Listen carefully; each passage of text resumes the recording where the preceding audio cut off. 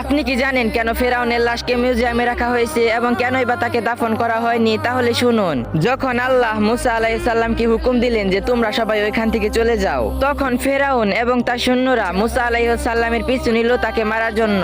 মুসা আলাইহিস সালামও তখন যাচ্ছিলেন, হঠাৎ তার সামনে একটা বড় নদী এসে পড়ে এবং তার হাতে থাকা লাঠি দিয়ে যখন পানির মধ্যে আঘাত করে, তখন আল্লাহ পানিকে মাঝখান থেকে দুই ভাগ করে দিয়ে পানির মধ্যে একটা সুন্দর রাস্তা বানিয়ে দেয়। মুসা আলাইহিস সালাম এবং তার সাথীরা ওই রাস্তা দিয়ে পার হয়ে গেল। একটু পরে ফেরাউন এসে দেখলো নদী মাঝখান থেকে দুই ভাগ করা এবং সে বলল, এই রাস্তা স্বয়ং আমি নিজে বানিয়েছি, তোমরা সবাই চলো এই রাস্তা দিয়ে। তারা ওই পথ দিয়ে যাওয়ার সময় পানি আবার আগের মতো হয়ে গেল এবং তারা সবাই ডুবে মারা গেল।